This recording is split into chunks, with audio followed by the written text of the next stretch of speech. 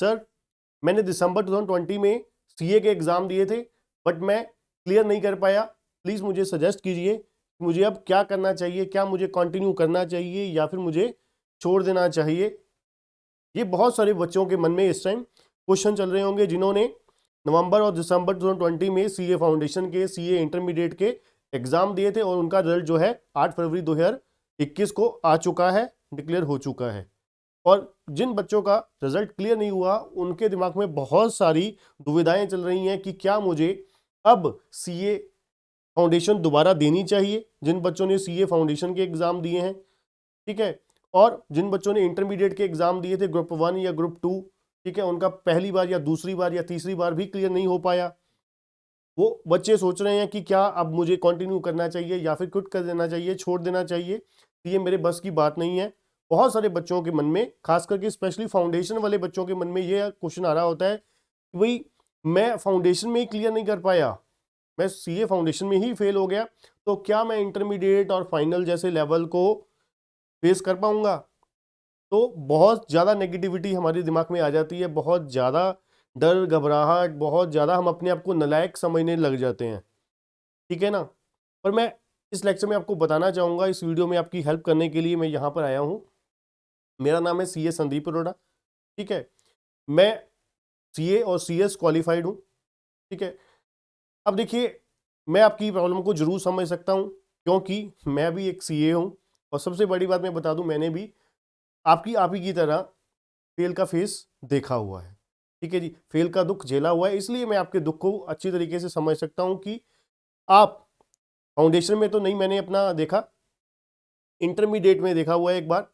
अब देखिए, सबसे बड़ी बात प्रॉब्लम क्या होती है, सबसे बड़ी हमारे मन में ये दुविधा चल रही है कि लोग क्या कहेंगे, ठीक है, कि फाउंडेशन में ही फेल हो गया, फाउंडेशन में ही फेल हो गया, फर्स्ट स्टेज में ही फेल हो गया तो आगे ये क्या कर पाएगा। घर वाले भी यही सोचने लग जाते हैं, ठीक है। आपको किसी के बारे में नहीं सोचना, आपको पहले तो ये देखना है कि क्या वाकई मेरे से गलतियां हुई हैं। सबसे पहले जो होती है, सबसे इंपॉर्टेंट होती है वो सेल्फ इवैल्यूएशन होती है, सबसे इंपॉर्टेंट जो होती है वो सेल्फ इवैल्यूएशन होती है। अब सेल्फ इवैल्यूएशन कीजिए कि क्या वाकई मेरे से गलतियां हुई हैं, ठीक है ना। जरूरी नहीं होता कि इंस्टीट्यूट ने ही नंबर कट किए हैं, हम क्या करते हैं, इंस्टीट्यूट के ऊपर सारा दोष मढ़ देते हैं कि भाई इंस्टीट्यूट की तरफ से गलती रही है, इंस्टीट्यूट ने ही हमारे साथ धक्का किया है, मेरे तो मार्क्स इतने बनते थे। हम लोगों के सामने, अपने फ्रेंड्स के सामने, अपने पेरेंट्स के सामने, टीचर के सामने ये बोलते हैं।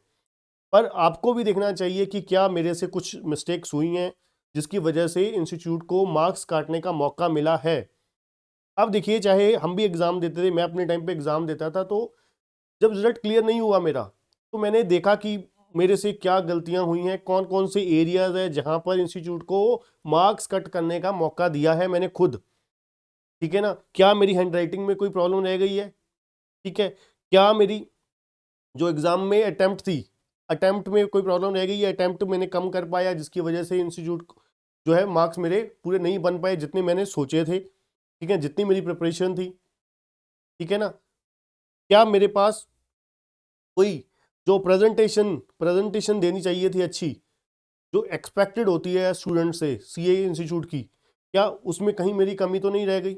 अब देखिए, जब हम पढ़ाते हैं, चाहे मैं हूँ चाहे जगदीप सर हैं, वो हम पढ़ाने के साथ साथ आपको ये भी बताते हैं कि इंस्टीट्यूट को आपने कहाँ कहाँ पर मौका नहीं देना, कौन कौन सी जगह पे अपने बेस्ट, अपनी एफर्ट देनी है बहुत ज़्यादा, जिससे क्या है इंस्टीट्यूट को मार्क्स कट करने का मौका ना मिले। क्योंकि देखिए, वहाँ पर एक बात तो क्लियर कर लीजिए, चाहे फाउंडेशन है चाहे इंटरमीडिएट है, चाहे फाउंडेशन है चाहे इंटरमीडिएट है, हर जगह पर हमारे को 4 में से 1 बच्चा पास होना है, 3 बच्चे फेल करने हैं इंस्टीट्यूट ने।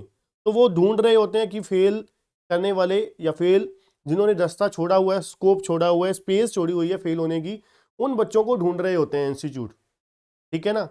तो आप, अब आपको देखना है कि कहाँ पर स्पेस आपको नहीं छोड़नी है, आपको हैंडराइटिंग में कोई अपनी कमी नहीं छोड़नी, ठीक है, कोई प्रेजेंटेशन में आपको कमी नहीं छोड़नी। जैसे फॉर एग्जांपल मैं अकाउंट्स करवाता हूँ, अकाउंट्स के साथ सीए फाउंडेशन का अकाउंट्स मेरे पास होता है, इकोनॉमिक्स एंड बीसी के मेरे पास होता है, ठीक है।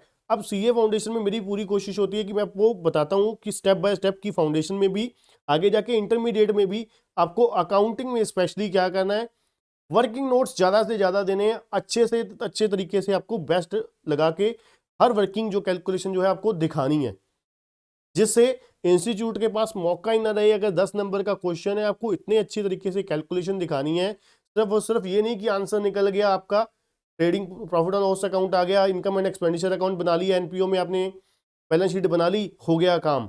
नहीं, उससे नहीं चलेगा। सिर्फ और सिर्फ आपको साथ साथ देखना होगा कि कहाँ मेरी मिस्टेक हुई है, कहाँ पर मैंने ये वर्किंग नोट बनाने चाहिए थे मुझे।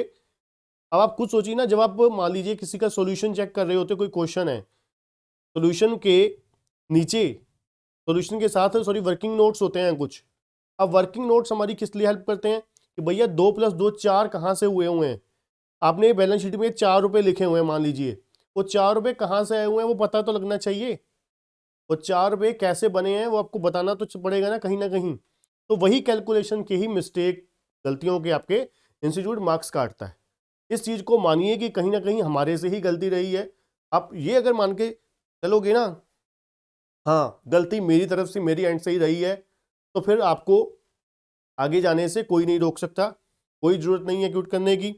ठीक है, एक बार ये सोच के चलिए कि हाँ, ज़्यादा से ज़्यादा ये सोच लीजिए आप, नवंबर की अटैम्प्ट और दिसंबर की, नवंबर जो सीए इंटरमीडिएट वाले बच्चे थे, दिसंबर में सीए फाउंडेशन वाले जो बच्चे थे, वो सोच रहे थे कि कोविड की वजह से रहने देते हैं। अगर मान लीजिए 2 महीने, 1 महीना और अपना ज़्यादा सीरियस सिचुएशन चलती कोविड की, तो हम लोगों को मई में अटैम्प्ट ही देनी पड़ती। ठीक है ना, तो आप यही सोच लीजिए यार, मन को मनाना ही है, 3 डेट्स वाली बात कर लीजिए, ऑल इज वेल करके मई में अटैम्प्ट दे दीजिए अच्छे तरीके से सोच के। और सबसे बड़ी बात ये सोचिए कि भाई अब मुझे गलतियां सुधारनी है अपनी, कहाँ कहाँ पे लिखिए, प्रॉपर लिखिए कि ये गलतियां मेरे से हुई हैं। जब तक आप लिखोगे नहीं कि मेरी इस वो एरिया में मुझे फोकस करना है। फॉर एग्जांपल मैं अपनी अगर बात कर दूं, मैं इंटरमीडिएट में जान चुका था कि भाई हैंडराइटिंग का भी रोल होता है, प्रेजेंटेशन का भी बहुत रोल होता है। तो फाइनल में आते आते मैंने अपनी हैंडराइटिंग में इतना फोकस किया, मेरी इंटरमीडिएट तक बहुत गंदी हैंडराइटिंग होती थी, फाइनल में आते आते मैंने बहुत फोकस किया अपनी हैंडराइटिंग के ऊपर, प्रेजेंटेशन के ऊपर, जिसमें मुझे बहुत ही मदद मिली सभी theoretical as well as practical subject में। ठीक है ना, इसलिए पढ़ाई के साथ साथ जो छोटी छोटी चीज़ें होती हैं, छोटी छोटी चीज़ें होती हैं, वो भी नोट करने लायक होती हैं। प्लस आपको किसी भी तरीके से जो भी आपको लगता है कि यहाँ मेरी मिस्टेक हो रही है, उस मिस्टेक को नोट डाउन करिए, उसके ऊपर काम कीजिए, रादर देन रोने की कि नहीं मेरी हैंडराइटिंग तो शुरू से ही ऐसी है, मैं तो प्रेजेंटेशन ऐसे ही करता हूँ। फिर आप इसको छोड़ दीजिए। अगर आप अपने आप पे काम नहीं करना चाहते, या आप कहते हो मैं तो ऐसा ही हूँ, ठीक है जी, वो ऐसे बच्चे को ही निकालने के बाहर फेंकने के लिए बैठी है इंस्टीट्यूट। अगर आप वाकई हाँ आज कसम खाते हो कि हाँ मैं अपने आप पे जो मुझे गलतियां, मैं एक्सेप्ट करने के लिए राजी हूँ, ठीक है, मुझे लग रहा है कि हाँ मेरे से यहाँ पे गलती हुई है, तो मैं डेफिनेटली कह सकता हूँ कि आप मई अटेम्प्ट में जरूर पास हो जाओगे, चाहे आप सीए फाउंडेशन में हो, चाहे आप इंटरमीडिएट में आप लेवल पर हो। ठीक है ना, अपने आप पे जरूर काम कीजिए, सोचिए कहाँ कहाँ पे गलती हुई है, नोट डाउन कीजिए, लिखिए। ठीक है ना, अब देखिए जो टेस्ट देते हो, टेस्ट सीरीज जरूर दिया करो, क्योंकि उससे आपके इवैल्यूएशन हो जाता है, आपको पता लग जाता है प्रिंटेड फॉर्म में, जहां पर भी आप कॉपी पे टेस्ट करते हो, वहां पर आप नोट डाउन करिए कि मैंने जब पहली बार ये क्वेश्चन किया था, हाईलाइट करके उसको हाईलाइटर से हाईलाइट कीजिए कि यहाँ पे मैंने पहले टेस्ट दिया था, वहां पे मेरे से गलती हुई थी, अब ये पेपर में ये गलती नहीं होनी चाहिए, दोबारा रिपीट नहीं होनी चाहिए। ठीक है ना, जो एक बार गलती करता है वो इंसान है, जो बार बार गलती करता है वो गधा है। ठीक है ना, गधे नहीं बनना, हमने इंसान बनना है। तो गलतियां दोबारा दोबारा रिपीट नहीं करनी, सेम चीज बार बार वही चीज आप गलती करते जाओगे तो पास होने की चांसेस नहीं है। अगर आप पास होना चाहते हो वाकई, आप ये सोच के आए हो, फॉर एग्जाम्पल मैं अपनी अगर बात को, मैं ये सोच के आया था कि मैंने सीए बन के ही जाना है, ठीक है, तो फिर कोई भी किसी तरीके की हिम्मत, आपको बहुत सारे एग्जाम्पल मिल जाएंगे, बहुत सारी आपको एग्जाम्पल मिल जाएंगी जो जहाँ पर आपको मार्केट में कि किसने 10 अटैम्प्ट में, किसी ने 5 अटैम्प्ट में, किसी ने 15 अटैम्प्ट में, ठीक है, सीए क्लियर करी। ठीक है ना, वो बहुत सारी एग्जांपल्स हैं, उसको हम छोड़ देते हैं अभी के लिए।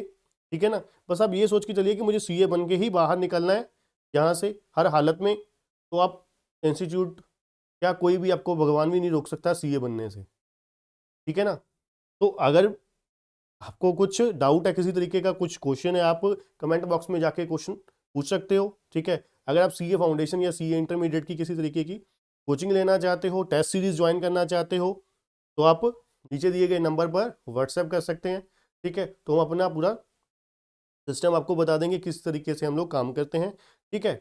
तो अगर आपको वीडियो बच्चों पसंद आया हो, मैंने आपको किसी तरीके से आपकी हेल्प करी हो, तो वीडियो को लाइक जरूर करिएगा, चैनल को सब्सक्राइब जरूर करिएगा जो बच्चे नए हैं, और बेल आइकन दबाना मत भूलिएगा। थैंक यू बच्चों। तो मैं लास्ट में इतना ही कहना चाहूँगा, बिल्कुल कोई छोड़ने की जरूरत नहीं है। अपनी गलतियाँ अगर आप मानते हो कि हाँ यहाँ मेरे से गलती हुई है, तो ज़रूर कंटिन्यू करें। कोई देखिए प्रिपरेशन तो हो चुकी है आपकी, ऑलमोस्ट सब्जेक्ट रेडी हैं सारे के सारे, बस एक बार क्या है रिवाइज करना है, रिकॉल करना है, और गलतियों को वापस देखना है कि गलतियां कहाँ पर हुई थी, कहाँ पे मैंने एरिया में कौन कौन से एरियाज में मैंने मिस्टेक्स की हैं, और कहाँ पे मैंने स्पेस दी है इंस्टीट्यूट को मार्क्स काटने के लिए, ठीक है ना। तो वहाँ पर आप काम कीजिए अपना। अटेम्पटेशन खास करके एमसीक्यू एरिया में अटेम्पटेशन ज़्यादा से ज़्यादा होनी चाहिए, जो फाउंडेशन वाले बच्चे हैं खास करके, ठीक है ना। जो आपको पता पेपर आपके जो 2 पेपर हैं, पेपर नंबर 3 और 4 एमसीक्यू हैं, तो वहाँ पर आपको अटेम्पटेशन की जरूरत ज़्यादा से ज़्यादा होती है, ठीक है बच्चों। तो आज के लिए इतना ही, थैंक यू, गुड बाय।